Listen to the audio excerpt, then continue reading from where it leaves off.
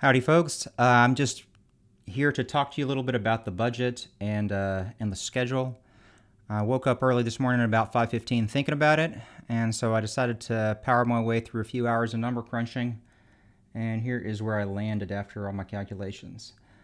We have about $160,000 budgeted for adjunct fees for fall and spring, right? So that's got to carry us through to May. We've got a separate pool of money set aside for summer that is really just kind of allocated for our busy season, right? So to get to May and have enough to make it to that point, we've got to figure out how best to spend that $160,000 when it comes to utilizing our adjuncts. Where we are now, we've currently spent at our current enrollments about $90,000 of that $160,000, leaving me about $70,000 left for the spring. So I saw these numbers and I thought, that seems like that's potentially problematic. And so I decided to dig into it a little bit more and see if there's any wiggle room in the spring budget. And there's really not much because there's a couple of unknowns here. The biggest one being TXVSN enrollments. We typically have some late TXVSN enrollments come in within the first week or two of the school year.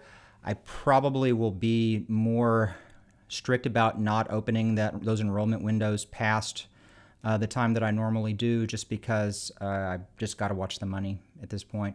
And a lot of those courses that we get high TXVSN enrollments are adjunct taught courses, and so in those cases, those just cost us money out of that $160,000 every time a kid enrolls with us. And the way the budget is, you'd think, well, don't they pay fees for that? Yes, they do, but the way that money is collected and reallocated by the district, it doesn't go back into an account that we can use, like the way it's done. So that's something that I'd like to take a look at in my conversations with the district about how our budget is examined and kind of how it's considered. But that's kind of neither here nor there, and I don't think it's something that's really going to change in the short term.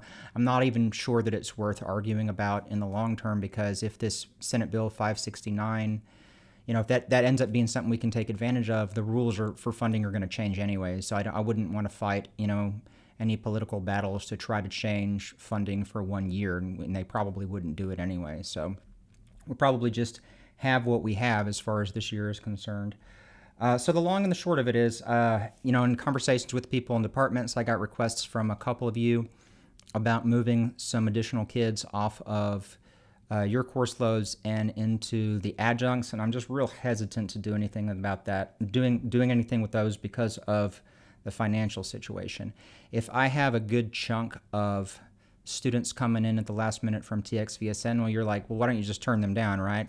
Well, our TXVSN agreement obligates us to accept a certain amount of enrollments. And so for us to just turn those enrollments down in a way that doesn't align with how we set the courses up when we started advertising them a long time ago, that's going to create some problems that blow back on us, and we don't want additional scrutiny from TEA for not following the agreement, right? That's something that they'll hold us to, and we'll get in trouble for not following. So, looking at the numbers, I would rather hold on to any additional money that we can, and use that to try.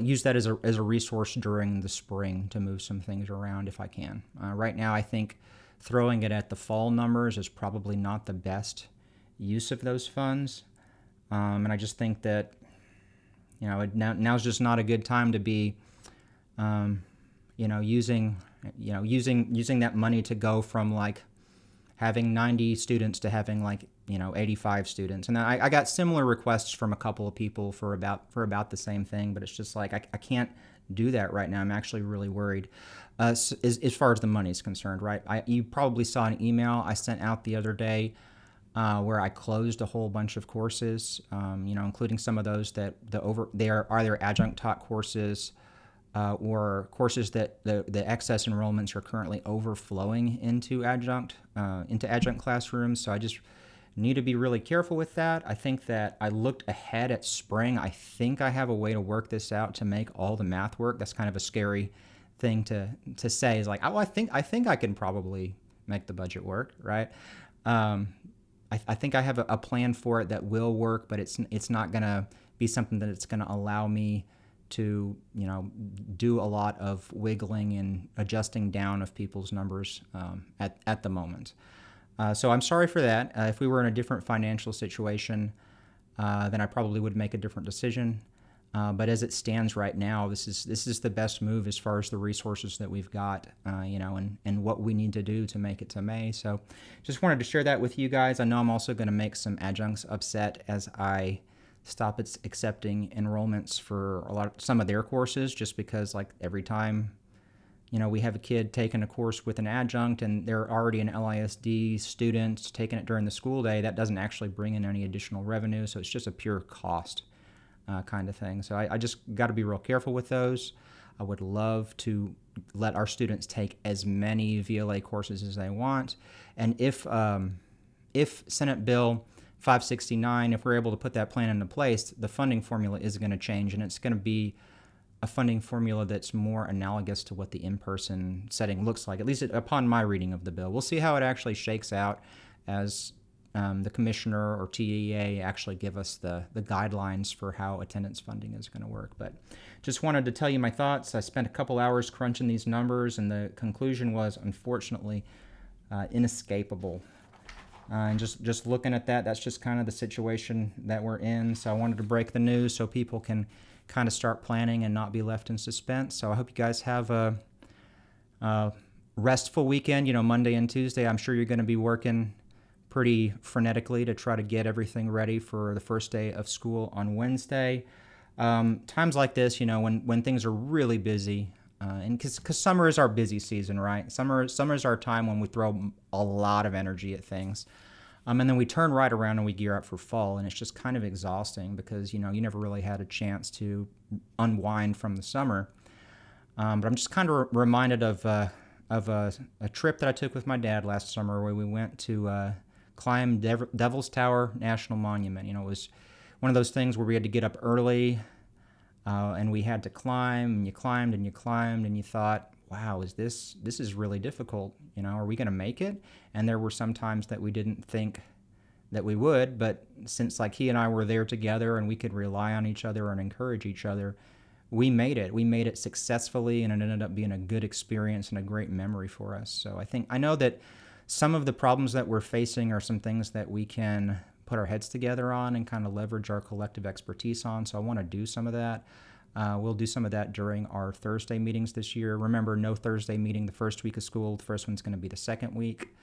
But it's I'm just glad to be here with you guys and glad to have everybody here on the VLA team. We're going to figure out how to handle all this, and we will make it. In probably about 2 to 3 weeks here, everybody will be feeling a lot better, I think, just because we'll be past that initial rush and push to get things off the ground. And I think we'll kind of get back into the rhythm at that point. Things tend to slow down a little bit after we hit, week 2, week 3, and we've got our procedures in place and we've done our initial communications with students, and we just kind of start to get in the flow and the pace kind of evens out. And so just keep on climbing. Eventually we'll make it to the top. Thanks a lot, guys. I'll see you online. Bye.